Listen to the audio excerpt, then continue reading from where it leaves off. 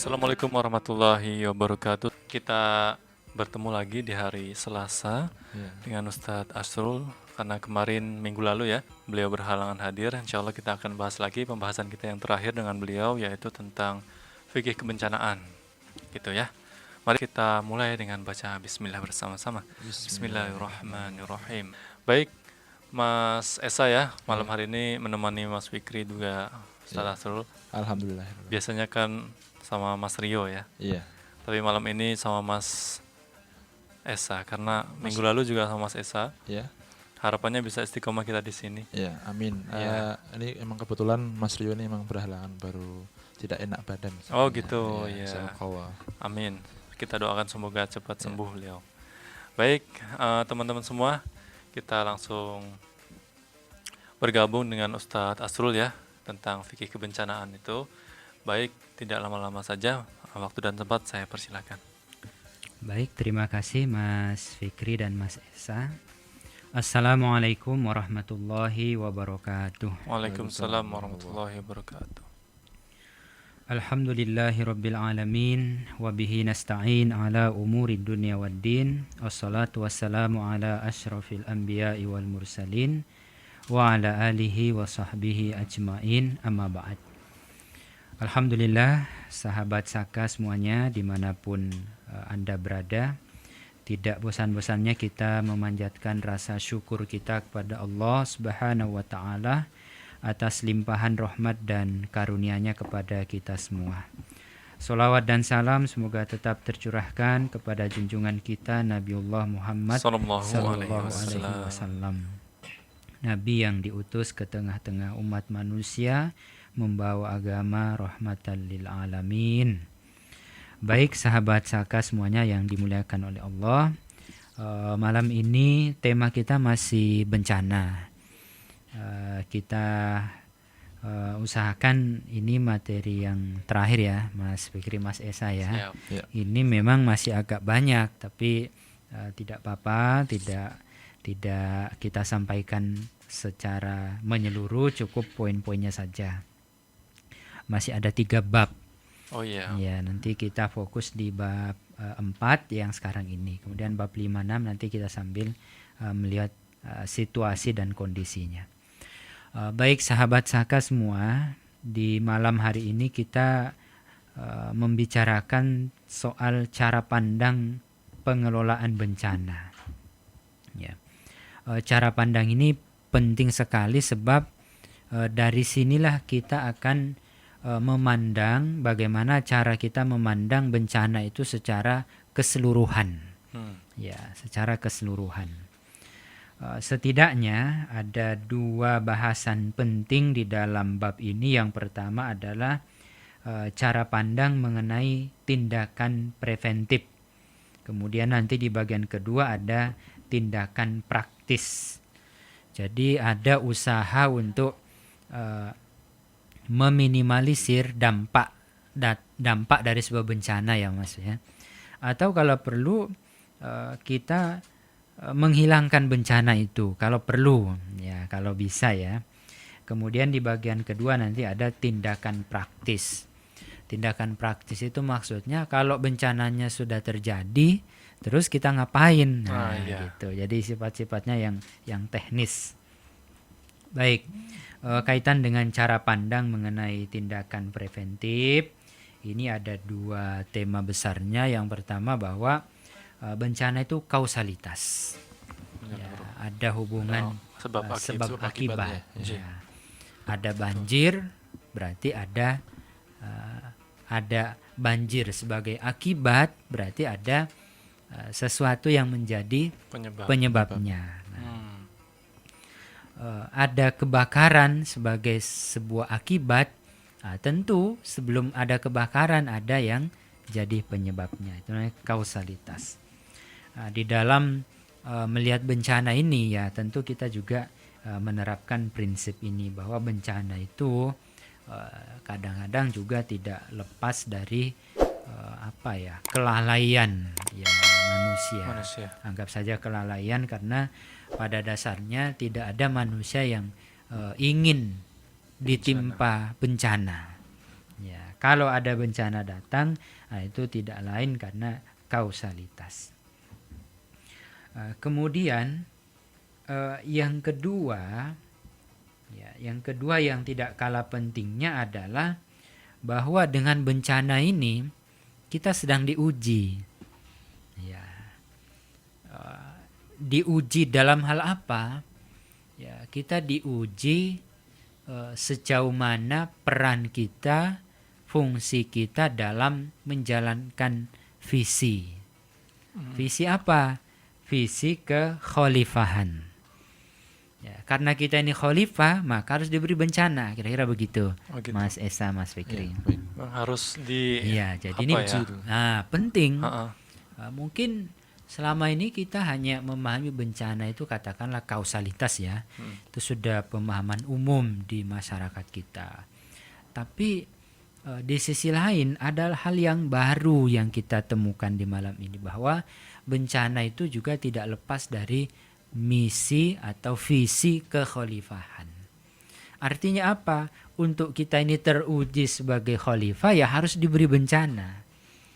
Iya. Jadi Iya, dites harus. bisa enggak gitu ya? Tidak bisa tidak. Memang harus, kita ini harus diberi bencana memang. Hmm. Dan kemarin kalau materi-materi sebelumnya kita sudah melihat bahwa memang ya di samping dua hal ini, kausalitas dan misi kekhalifahan, juga memang kita melihat bahwa kita ini menghuni ya bagian bumi yang sangat rentan terhadap apa itu bencana. Ya, memang kita ini subur, Mas Esa, subur sekali. Alhamdulillah. Indonesia ini membuat iri negeri-negeri yang lain.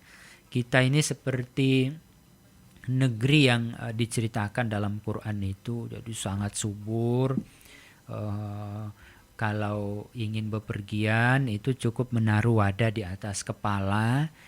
Kita berjalan sejauh jarak tempuh tertentu, kita tidak usah ngapa-ngapain, jalan aja dengan wadah di kepala itu. Tiba-tiba wadahnya sudah penuh dengan buah. Nah, kenapa kok negeri kita tidak begitu? Itu karena kita malas nanam aja.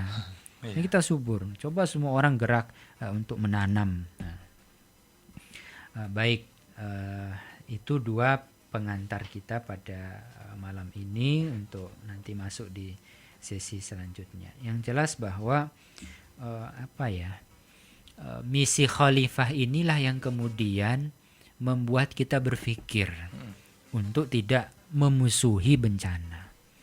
Setidaknya tidak putus asa terhadap bencana. Nah, yang kedua ini penting. Kalau kausalitas itu sudah sering dibahas, tapi yang kedua ini yang masih agak jarang kita temui pemahamannya. Maka banyak pakar yang membaca fikih kebencanaan yang disusun oleh Muhammadiyah ini itu kemudian memberikan respon positif. Artinya dalam putusan fikih bencana ini sesuatu yang di luar bayangan orang-orang, bahwa yang namanya fikih bencana itu ya paling seperti itu. Nah, ketika membaca ini itu banyak pakar yang betul-betul merasa wah ini di luar yang kita bayangkan sebagai sebuah fikih bencana. Nah, kalau babnya ya jelas banyak, memang ini ada 5 bab, kita baru ada di bab, ada 6 bab ya, kita baru ada di bab keempat. Baik, dari dua tema itu kemudian kita masuk pada aspek kausalitas. Yang pertama, memahami penyebab terjadinya bencana. Ya, jadi bagaimanapun ya agar kita ini dapat meminimalisir dampak-dampak dari bencana, maka ya yang harus kita lakukan adalah memahami sebabnya. Ya, tadi kan ada kausalitasnya, sebab akibat. Nah, kalau akibatnya ini ingin kita perkecil dampak negatifnya, ya tentu kita harus mengenal penyebabnya.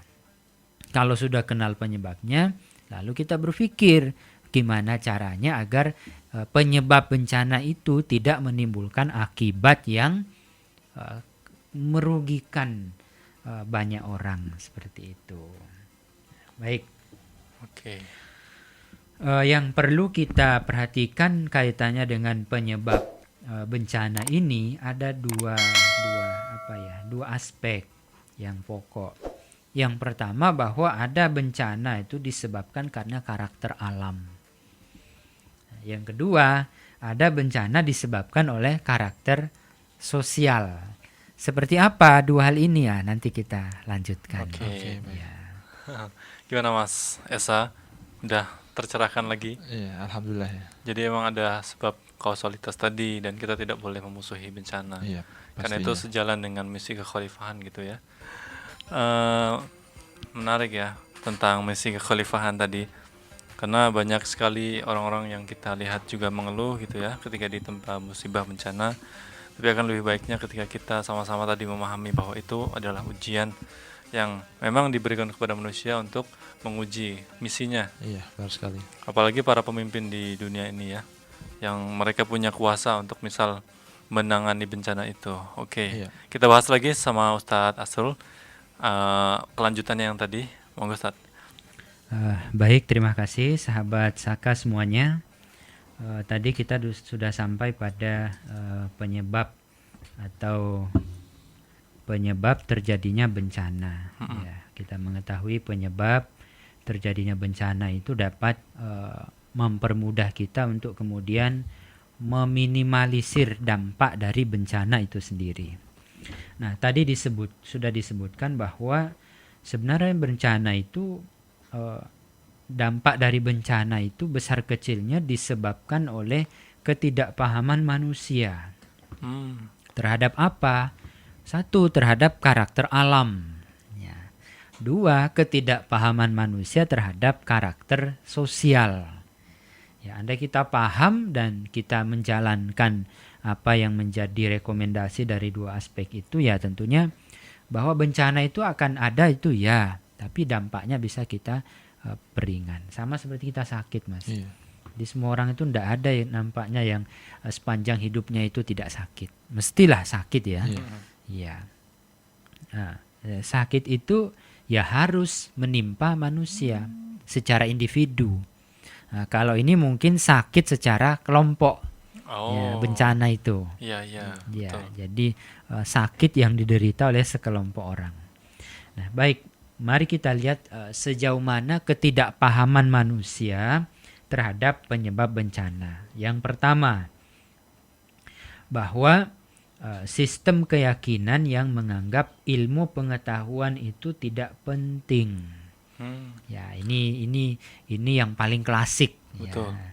Kenapa? Ya, memang sebagian komunitas kita itu menganggap pengetahuan itu ya tidak penting lah kaitannya dengan bencana. Tidak perlu bencana itu dipelajari. Itu rahasia Allah. Dia datang ya datang, tidak kita minta, tidak kita undang, dia datang. Iya. Ya, jadi tidak usah kita pelajari bagaimana dia pokoknya kalau udah datang ya kita hadapi gitu aja. Nah, ini memang satu sekte pemahaman keagamaan di dalam agama. Ya. Padahal kita tahu bahwa bencana itu kan diantaranya disebabkan oleh karakter alam. Ya, seperti gunung berapi, gempa bumi, tsunami, banjir, gempa itu semua kan karakter alam. Iya. Nah, mestinya ya ilmu pengetahuan ini kita berdayakan secara maksimal untuk mempelajari dan mengkaji karakter-karakter alam tersebut, termasuk juga karakter sosial. Nah, karakter sosial itu yang mana? Ya, bahwa kalau di dalam sebuah komunitas, masyarakat, negara ada ketidakadilan, misalnya satu contoh ya, atau pembangunan yang tidak adil, Iya. maka pasti akan menimbulkan gejolak sosial.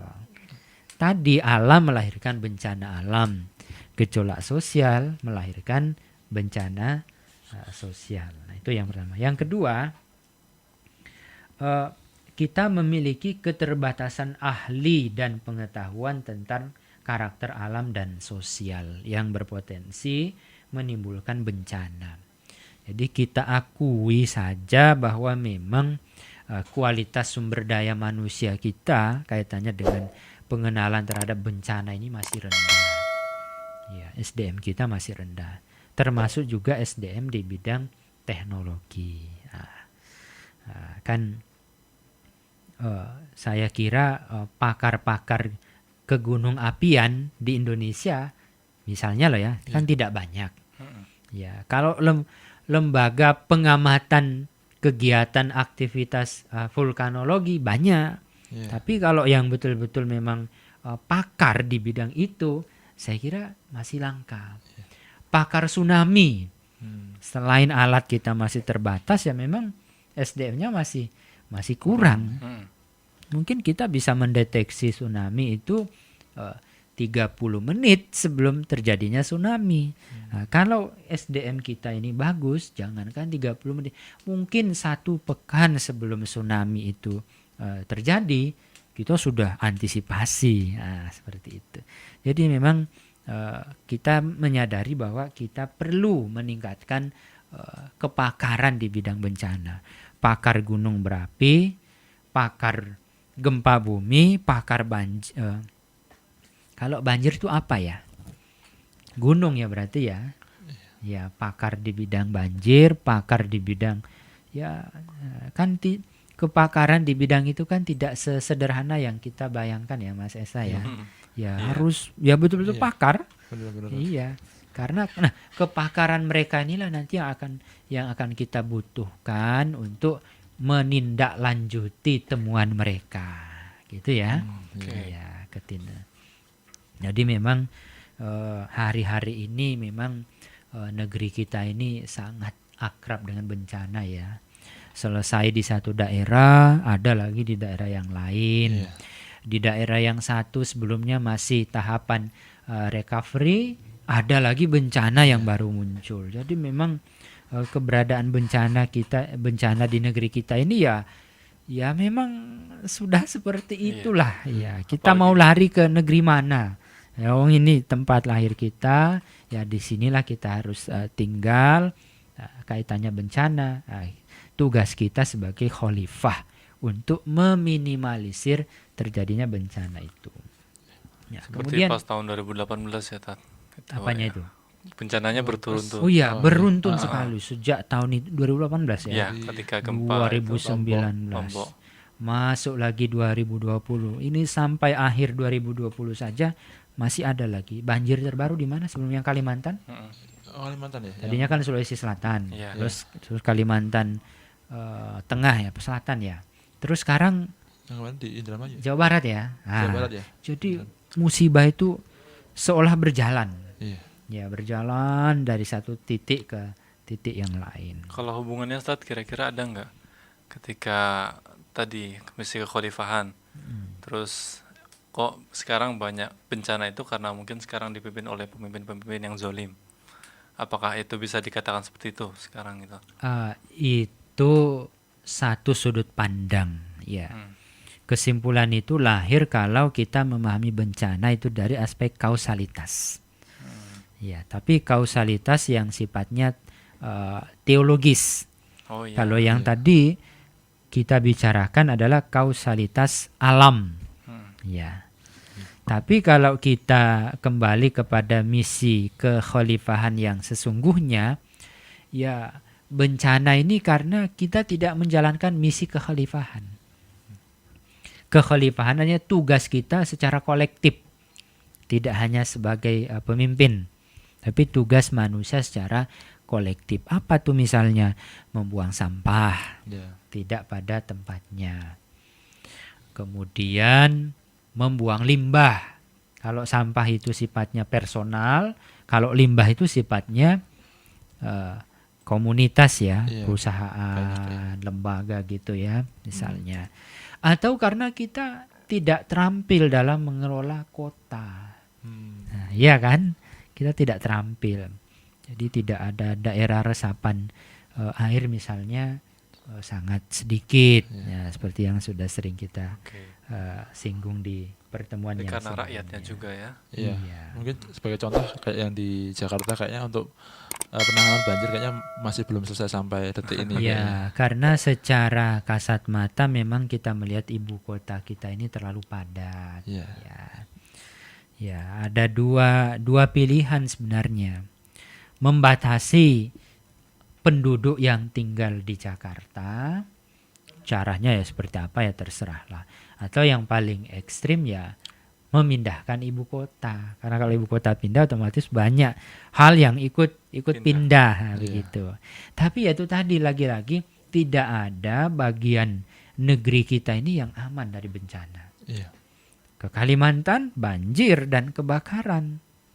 Ya, Padahal Kalimantan disebut-sebut daerah yang paling aman di Indonesia. Iya. ya Tapi dari tetap sisi bencana gempa bumi. Gempa buminya ya. Ya, tapi aman dari gempa bumi, tidak aman dari banjir dan kebakaran. Ya, dan di sana kalau kebakaran ya juga tidak ringan, itu sampai mengganggu negara Sebelah. tetangga. Nah, Asapnya sampai kemana-mana. iya, sama juga lah di Sumatera seperti itu ya, kebakaran. Kemudian, nah kebakaran ini kan juga unik. Mungkin kita tidak terdampak apinya, tapi terdampak oleh polusinya. Ya, di Sulawesi itu secara umum itu banjir. Ya, jarang kita mendengar di sana ada longsor, tapi banjir kerap terjadi seperti itu. Nah, yang ketiga, ada kemampuan sebuah masyarakat dalam mengambil hikmah dan pelajaran yang terjadi di masa lalu kurang kuat. Ya. Misalnya kita kan sudah pernah punya pengalaman gempa bumi, gitu ya, Iya. dengan goncangan berapa skala Richter itu? 8,9. 8 saja ya. Yang Aceh ya.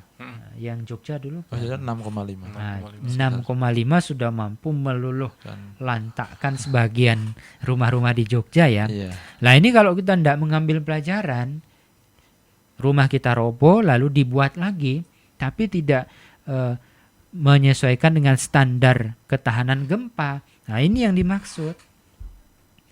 Besok ada gempa lagi yang mestinya kita selamat, kita jadi korban lagi. Kenapa? Iya. Tidak mengambil ibroh dari bencana yang sudah lewat.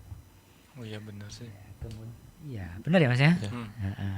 Bakalan ada lagi mungkin ya kalau korban-korban berjatuhan karena tidak mempelajari sebelum-sebelumnya ya. Benar. Jadi tidak mengambil pelajaran yang hikmah dari peristiwa yang sudah terjadi. Ya, samalah kayak tsunami. Sudah tahu dan pernah merasakan bahwa daerah itu tidak aman tsunami. Terus ya masih saja membuat pemukiman di situ, ya kan?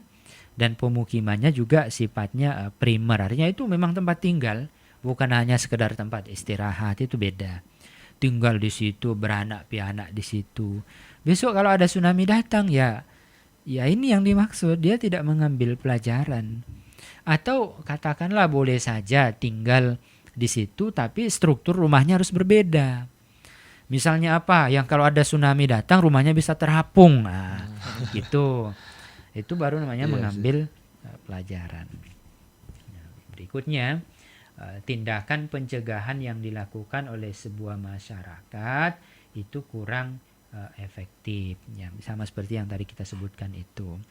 Sudah ada tindakan pencegahan, tapi kurang efektif. Ya, misalnya apa? Tsunami. Oh, tsunami biar kita terhindar gimana? Diberi alarm. Alarm untuk tsunami ya. Tapi alarm itu kurang efektif. Mungkin karena kualitasnya ya. Mungkin karena kemampuan kerjanya. Ya, jadi sudah ada usaha preventif tapi kurang maksimal. Kan ingat tuh ya film apa tuh ya Mas? Yang orang itu merancang sebuah perahu yang kalau atau apa ya kendaraan yang kira-kira nanti kalau diperkirakan ada kiamat, ya orang bisa selamat dengan naik di alat itu. Nah, itu sebenarnya itu kan film ya. Iya. Tapi dari sana kita bisa mengambil inspirasi. bahwa kita yang tinggal di daerah rawan bencana ini setidaknya berpikir bagaimana caranya membuat sesuatu yang tingkat keamanannya itu sangat tinggi. Seperti tadi itu Mas.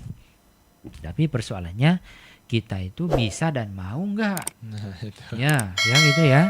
Yang tinggal di sekitaran bantaran sungai yang rawan banjir, mereka mendirikan rumah itu yang tahan banjir apa tidak? Ya kalau cuma rumah biasa saja berarti ya ini tadi preventifnya kurang. Iya. Oh banjir, kalau begitu kita tidak membuat rumah yang yang melekat di tanah. Iya. Kita buat rumah panggung saja. Iya. Tapi kan rumah panggung dampaknya kecil. Kalau banjirnya kecil iya. Iya. Tapi kalau banjirnya besar, membawa pepohonan, membawa material yang besar, kalah rumah itu.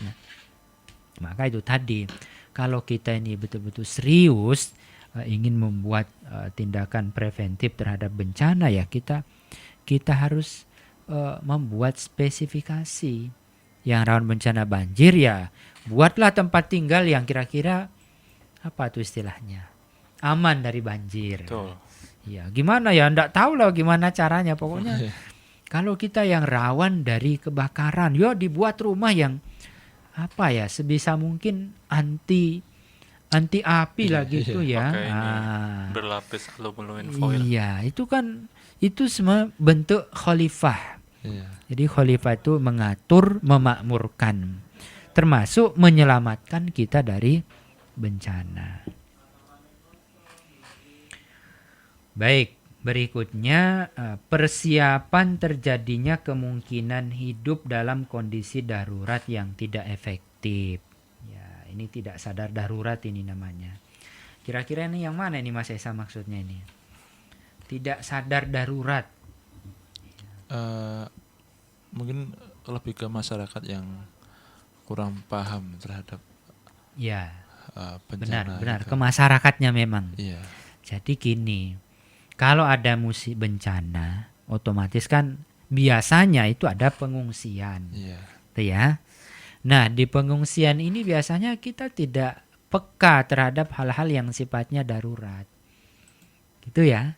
Kita tidak menyiapkan sarana prasarana untuk MCK, ya kan? Iya. Betul. Belum lagi kadang-kadang di pengungsian itu campur baur. Wah. Bapaknya itu, ibunya itu, pokoknya semua seperti ayam. Iya. Dibuatkan tenda besar, masuk semua. Tidak peduli bahwa manusia itu punya wilayah privatisasi. Ya, ini kadang-kadang yang tidak.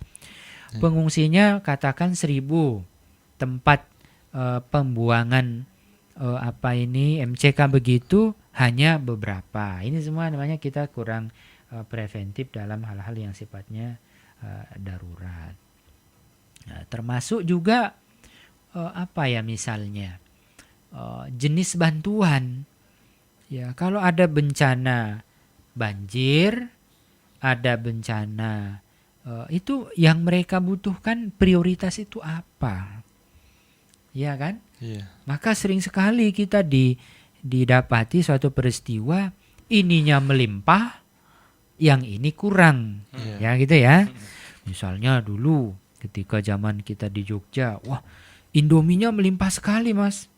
Hampir pagi siang sore kita makan Indomie di tenda itu. Tapi yang lain sangat kurang. Apa misalnya? Keperluan bayi. Iya. Apalagi misalnya semacam susu, popok, atau apa saja ya. Iya. Ya gitu yang sepertinya. Jadi kita kadang-kadang lemah dalam mempersiapkan kondisi darurat. Ya seperti itu. Padahal darurat ini penting ya, ketika sudah terjadi jangan sampai kita baru menyiapkan gitu. Ya, itu malah. yang dimaksud poin ini benar itu. Jadi sebelum terjadi kita sudah memikirkan apa kalau misalnya di DIY ini rawan Merapi. Ya meletusnya Merapi. Berarti yang kita siapkan itu adalah semua peralatan, sarana prasarana yang sesuai dengan itu. Betul. Kalau banjir ya beda, mungkin kita menyiapkan perahu untuk evakuasi. Nah, kalau ini Merapi ya lain lagi yang dibutuhkan, mungkin itu yang untuk pernapasan itu. Karena kalau Merapi kan Ya, tabung oksigen. iya, di daerah banjir nggak butuh itu. Iya. Dia butuhnya sepatu bot, Iya. perahu, nah gitu. Iya, karena ini kadang dipandang nggak penting karena mungkin terjadinya jarang dan kita tidak tahu kapan gitu. Iya. Sehingga kadang berpikir nggak usah lah. Nah, berarti yang pertama tadi itu Mas Fikri. Jadi ya sudahlah, pokoknya nanti kalau datang baru kita berpikir gitu. Itu yang pertama tadi. Betul. Ya. Dan kalau di gedung-gedung tuh udah banyak yang bagus yang kan ada hidran ya Iya. untuk kebakaran itu. Oh iya. Walaupun nggak terjadi tapi sudah siap. Iya. Sudah siap. Itu namanya preventif. Betul. Baik, teman-teman semua, kita dengarkan dulu satu lagi dari Ungu Sesungguhnya. Ini bagus juga lagunya, mungkin bisa membawa sahabatnya semua itu merenungi ya beberapa hal terkait bencana. Oke. Mas Esa, Iya. kita udah memasuki jam 8.39 ya. Yep. Semoga kita semakin menarik nih. Namun sebelum itu kita sedikit sampaikan nih dari berita1.com ya. Jadi Jepang itu banyak berbagi ilmu tentang rekonstruksi kebencanaan di Indonesia. Termasuk ketika ada gempa di Lombok dan lain-lain ya. Bahkan satu ketika ketika sudah terjadi gempa itu, dulu kan ada 2011 itu gempa dan tsunami di Jepang. Oke. Dan waktu itu memang namanya Tafakumi Kawaguchi. Itu menjelaskan tahapan-tahapan yang harus ditempuh untuk merelokasi warga korban bencana. Jadi beliau di sana menjelaskan banyak hal dan warga Indonesia, termasuk di sini ada dari pejabat kementerian gitu, datang ke sana untuk belajar bagaimana menata kota kembali ketika kota itu sudah luluh lantang oleh bencana. Dan itu menjadi pembelajaran besar bagi bangsa Indonesia gitu. Iya. Dan di sini perlu kita ambil poinnya bahwa memang setelah itu Jepang menjadi termasuk negara terdepan di dalam penanganan bencana, menyiapkan teknologi yang canggih untuk menghadapi bencana itu. Salah satunya gedung itu loh yang bisa bergoyang. istilahnya ya, beradaptasi dengan Iya, gempa gitu. Oke. Betul. Aku sempat baca berita tuh di Jepang itu ada kontes ini untuk mahasiswa atau sekitar pelajar SMA. Kontes membuat miniatur kayak semacam rekonstruksi bangunan untuk bangunan tahan gempa. Jadi tesnya ini seperti ada beberapa miniatur, nanti di bawah itu dibikin seperti goyang gitu. Iya. Nah itu yang terakhir berdiri itulah yang menang. Jadi yang lain mungkin dilihatnya kokoh terus goyang-goyang gitu, bisa goyang terus miniaturnya yang mungkin yang rekonstruksinya salah atau struktur bangunannya salah itu lebih cepat untuk roboh seperti itu. Itu menurutku menarik sih, perlu juga ditingkatkan diadakan di Indonesia, karena Indonesia juga negara kepulauan kan seperti Jepang. Tapi kan bedanya cuman Jepang itu lebih mepet sama garis lempeng, pertemuan antar lempeng, makanya kan di Jepang kan gempa itu sudah kebiasaan seperti itu, sudah sering gitu. Iya. Sudah apal lah gitu untuk warga-warganya. Jadi untuk evaluasi ke depannya itu jadi lebih cepat gitu sih. Betul sekali. Baik, mungkin itu saja dari kita buat pembelajaran di Jepang gitu ya. Monggo Ustaz, kita lanjutkan. Kita lanjutkan poin memahami penyebab terjadinya bencana. Ini masih ada 3 poin. Kemudian yang sekarang adalah keterbatasan ekonomi. Jadi memang ini kendala kita bersama ya Mas Esa, Mas Fikri ya. Kadang-kadang kita sudah sadar, sudah tahu idealnya kita itu harus nyiapkan apa. Kalau masyarakat di sekitar pinggiran sungai, mereka udah tahu idealnya kita ini buat rumah yang begini. Tapi nggak bisa. Masyarakat yang tinggal di sekitar pantai itu juga sadar idealnya kita harus nyiapkan ini. Termasuk yang kita yang ada di Jogja, kayak yang dekat-dekat dari radius berapa dari Merapi itu sudah sadar kita. Bagusnya kita punya ini, tapi nggak bisa. Kenapa? Karena keterbatasan ekonomi. Ya, ini kendala juga ini. Ya, kita udah sadar bagusnya begini, tapi kan semua perlu biaya gitu ya. Ya. Baik. Termasuk yang di Kalimantan itu yang sering rawan kebakaran. Bagusnya kita punya rumah yang itu tahan api. Tapi kendala biaya, Mahal itu ya gitu. mahal ya. Kemudian kadang-kadang juga akses yang terbatas terhadap kebijakan negara. Nah, ini kalau saya contohkan, sebenarnya negara itu tidak membolehkan fasilitas bisnis itu menggunakan sumur bor, tidak boleh. Oke. Sumur seperti hotel, Iya. pusat perbelanjaan yang besar itu tidak boleh menggunakan air tanah. Ya, kebutuhan air ya mereka harus beli. Iya. Ya, tapi kan kita tidak tahu Iya. seberapa efektif larangan itu dipatuhi oleh para pebisnis. Akhirnya orang-orang yang tinggal di sekitar hotel-hotel itu, di sekitar pusat perbelanjaan itu, Iya. merasakan bencana dalam bentuk kurangnya Air bersih ya. tidak hanya air bersih, memang airnya yang kurang. Oh, seperti itu. Iya. Iya, buat sumur berapapun kok ndak ada air ya. Iya. Nah, kalaupun ada air, kualitasnya yang tidak Iya. baik. Nah, ini kenapa ya? Karena kita tidak tahu kalau ternyata negara itu membuat seperangkat aturan untuk melarang itu, tapi kan kita nggak tahu. Ya, dan itu sangat membebani banyak orang. Bayangkan kalau ada di kota ini ada 100 hotel yang sumber airnya itu dari tanah. Ya, kita bisa bayangkan bagaimana nasib-nasib di sekeliling kita itu. Dan kita Kauman kan tidak punya PDAM ya. Iya. Tidak punya ya. Adanya Ada tapi masih pada pakai yang ledeng itu. iya, pakainya adanya yang dari Iya, dari RW itu ya. Iya. Nah, kalau besok-besok itu misalnya nanti bermasalah, maka terjadilah kita krisis air itu. Baik, yang terakhir dari poin yang pertama tadi adalah ya, jadi kadang-kadang ini persoalan mental. Kalau kita ditimpa bencana, banyak-banyak masyarakat kita itu langsung down. Bangkitnya lama sekali. Iya ya. Iya. Jadi kalau ada bencana itu kan biasanya bantuan banyak datang itu. Tapi kan bantuan itu akan bertahan berapa lama, Mas? Iya. Tidak lama. Paling lama 1 bulan. Setelah itu tidak datang lagi. Nah, masyarakat yang lambat bangkit ya sudah. Dia tambah terpuruk. Kenapa? Sudah menganggap dirinya lemah. Iya. Tapi masyarakat yang mentalnya kuat, hari sedihnya hanya di hari pertama, kedua, dan ketiga berkabung. Hari keempat sudah bangkit. Ada bantuan, tidak ada bantuan, mereka harus bangkit. Nah, tuh.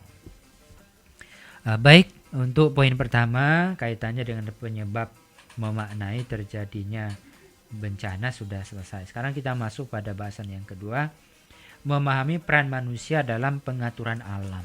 Nah, ini. Jadi kita harus meniru sifat-sifat Allah yang dalam hal ini disebut dengan tauhid rububiyah. Rububiyah itu apa? Bahwa Allah itu memelihara alam semesta. Kalau Allah itu memelihara alam semesta dengan pemeliharaan yang sempurna, kita juga harus memelihara minimal apa, Mas? Minimal ya alam sekitar. Iya, alam bumi ini. Ini kan hanya sekian kecil dari alam raya ya. Iya. Iya, manusia hanya diberi satu saja. Udah, kamu Galaksi. olah satu aja, yang lain tidak usah. Nah, ngolah yang satu pun ini kadang-kadang kita apa ya, Mas ya? Masih banyak kekurangan. Iya, jadi satu aja diberi, ngolah yang satu saja nggak becus, masa mau nyari-nyari yang mana? Apa itu? Mars lah dan planet-planet, nggak usah lah, ini aja lah yang satu ini kita kelola dengan baik gitu. Nah, kaitannya dengan memahami peran manusia dalam pengaturan alam, di sini ada istilah yang saya juga baru mendengarnya, Mas. Ada istilah disebut visi antar ruang dan visi antar waktu. Nah, ini istilah yang diperkenalkan oleh Muhammadiyah kaitannya dengan sadar bencana. Visi antar ruang itu apa? Artinya gini. hampir di semua tempat itu kan ada bencana ya. Iya. Iya. Harusnya kita belajar dari tempat yang Tempat yang lain ya. potensi bencananya mirip-mirip dengan kita. Iya. Misalnya kita ini Merapi dan gempa bumi ya di Jogja. Lalu kita ini daerah mana yang pernah terjadi dua jenis bencana ini dan cara mereka untuk penanggulangan bencananya seperti apa? Terus yang kedua, visi antar waktu. Nah, ini yang tadi sebenarnya disinggung di awal. Apa visi antar waktu itu? Kita ini kan sudah pernah kena gempa bumi. Iya. Sudah pernah kena bencana meletusnya gunung Merapi. berapi. Nah, itu kita diminta belajar itu.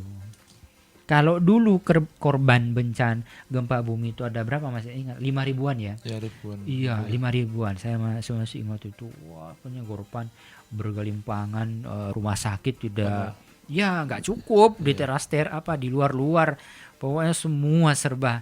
Nah, bagaimana caranya kalau besok-besok bukan kita minta, tapi ini namanya preventif. Besok itu korbannya tidak sebanyak itu. Misalnya ditekan ya dari 5.000 jadi 1.000 misalnya. Nah, ini kita harus belajar visi antar ruang, visi antar waktu. Nah, itu persoalan yang kedua. Sekarang yang berikutnya tindakan praktis penanggulangan bencana. Ini kemarin kita sudah dengarkan dari Bapak Budi Setiawan melalui kajian Tarji. Jadi di kesempatan ini tidak perlu kita panjang lebar. Yang intinya bahwa langkah-langkah praktis kita dalam penanggulangan bencana itu ada 3. 1, mitigasi. Mitigasi biasa kita dengar ya. Ini untuk mengklasifikasikan potensi dan dampak bencana. Kemudian yang kedua ada kesiapsiagaan. Itu kalau kesiapsiagaan itu kalau udah terjadi lantas kita ngapain? Nah, gitu. Kemudian yang ketiga recovery. Nah, ini yang jarang belum kita maksimal di recovery itu. Iya ya. Kita bawa makanan, bawa selimut, bawa sembako itu biasalah. Kita semua pernah terlibat kan. Tapi yang recovery ini membangun sesuatu yang sudah hancur. Di luar kebutuhan makanan ya, dan pakaian. Jadi recovery ini dia lebih kepada fasilitas publik, perumahan, termasuk juga psikososial, ya psikologis ya. Yang paling terluka saat bencana itu ya siapa ya? Yang paling trauma tuh anak-anak. Itu yang paling trauma, anak-anak itu. Kemudian baru ke jenis-jenis yang lain. Baik, saya kira itu dulu untuk sementara sambil nanti kita lanjut kepada. Jadi kalau mitigasi itu kan karena bencana itu ada yang alam dan ada yang sosial, maka otomatis mitigasinya juga di 2 bidang itu, Mas. Bukan hanya satu ya. Ya, kaitannya dengan alam, kaitannya dengan sosial. Jadi kita harus cermat juga kalau bencana sosial. Jangan-jangan kita ini cuma menganggap bencana itu alam. Ada bencana sosial, ya. Mana itu ya? Kerusuhan, perkelahian antar kelompok. Kalau kita di Jogja agak jarang ya, seperti itu ya. Tapi di luar di tempat-tempat lain rawan itu konflik kelompok itu. Dan itu juga tidak nyamannya tidak kalah dengan tidak nyamannya saat ada bencana alam. Oke. Ya, terakhir nanti kita lanjutkan pada ibadah saat bencana kalau masih ada waktunya ya. Kalau tidak ada ya kita cukupkan aja. Baik, kita anggap cukup. Bagi teman-teman yang mungkin baru pertama kali mendengar tentang istilah-istilah dalam kebencanaan, ya selamat ya. Jadi pengetahuannya nambah gitu. Sehingga nanti kalau ada sesuatu udah nggak bingung lagi gitu. Mau ngapain nih? Kok gempa? Ya, gempa ya biasanya apa? Turun ke bawah meja gitu ya. Supaya nggak ketindihan barang-barang dan lain-lain. Tapi kebanyakan sih kalau gempa nih ya keluar biasanya cari tempat yang lapang, kayak titik aman, titik kumpul gitu. Iya, ya itu perlu lah kita mitigasi bencana tadi. Oke, teman-teman sahabat saya, kita sudah selesai di bagian tentang bab fikih bencana ini. Insya Allah kita akan lanjutkan lagi di pekan depan dengan pembahasan yang lebih menarik lagi ya. Ya. Jangan kemana-mana, tetap bersama kita dan juga Ustadz Asrul. Semoga kita tetap bisa-bisa nih, apa ya istilahnya, sehat-sehat terus lah dalam Ya. eh, siaran ini. Karena kita juga mengantisipasi ya di musim corona ini. Ini juga salah satu bencana yang masih kita rasakan. Ini belum berakhir loh. Iya. Kita masih di tengah-tengah kondisi corona, jadi ya kita tetap berhati-hati. Ya. Baik Ustadz, ada kalimat terakhir untuk kita tutup pada malam hari ini? Sebagai penutup bahwa kembali ke tadi itu, bencana ini sesuatu yang harus kita hadapi. Betul. Nah, sejauh mana tingkat kita dalam menghadapi bencana itu, ya sejauh itu pula lah kita dapat mengukur sukses tidaknya visi kekhalifahan kita. Betul. Jadi kalau kita gagal dalam mengolah bencana ini, itu satu tanda yang amat jelas bahwa kita gagal menjalankan fungsi kita sebagai khalifah. Saya kira itu saja. Baik, Mas terima Esa, kasih. Mas Fikri. Luar biasa sahabat SK, selamat beristirahat. Kita dengarkan lagi di pekan depan insyaallah. Mari kita tutup dengan baca hamdalah dan doa kafaratul majlis. Alhamdulillahirrabbilalamin. Subhanakallahumma bihamdika asyhadu an la ilaha illa anta astaghfiruka wa atubu ilaik. Dari saya kurang lebihnya mohon maaf. Assalamualaikum warahmatullahi wabarakatuh.